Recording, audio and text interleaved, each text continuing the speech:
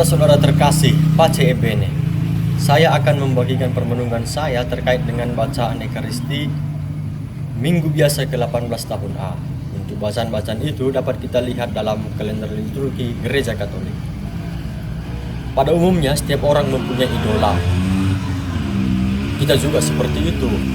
Mungkin idola kita olahragawan, musisi, aktris, tokoh-tokoh dunia dengan pemikiran-pemikiran yang cemerlang.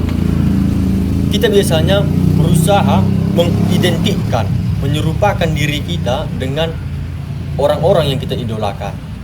Itulah yang terjadi misalnya dengan gaya rambut, cara berpakaian, cara berbicara, gaya hidup. Itu semua manusiawi, itu hal biasa bagi manusia. Dalam bacaan Injil juga dikatakan bahwa Yesus itu idola orang banyak. Dikatakan begitu. Ketika Yesus mendengar bahwa Yohanes Pembaptis dibunuh, Yesus mulai menyingkirkan diri ke tempat sepi dengan perahu. Tetapi orang banyak mengetahui tujuan Yesus. Orang banyak ini rupanya mengidolakan Yesus. Maka mereka mengambil jalan darat agar berjumpa lagi dengan Yesus. Ketika Yesus turun dari perahu, orang banyak sudah menunggunya di daratan.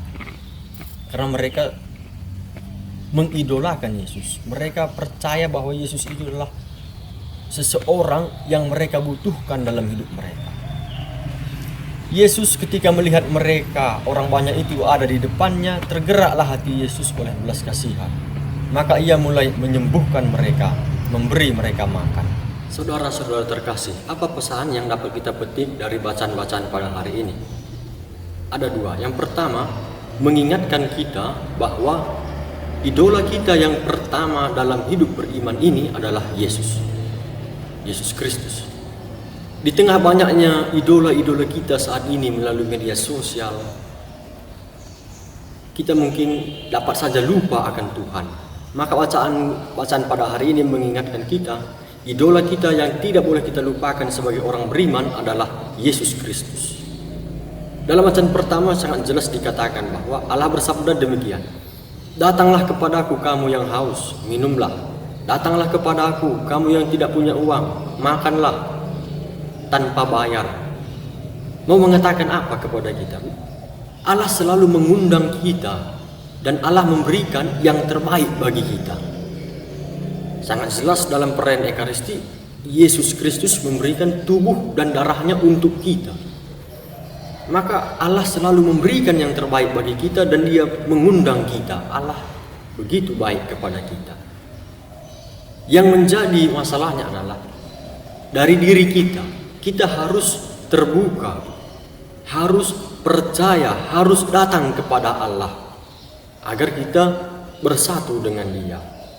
Rasul Paulus mengatakan, penganiayaan, penderitaan, kesesakan, ketelanjangan, pedang, kelaparan, semua yang ditakutkan manusia tidak bisa memisahkan kita dari Kristus. Jadi kalau kita sudah bersatu dengan Kristus, tidak ada yang bisa memisahkan kita dengan Kristus. Maka Yesus adalah tokoh idola kita yang pertama, tidak boleh kita lupakan. Yang kedua, sebagai idola, maka kita harus mengidentikan seperti yang saya katakan tadi, menyerupakan diri dengan idola kita, yaitu Yesus.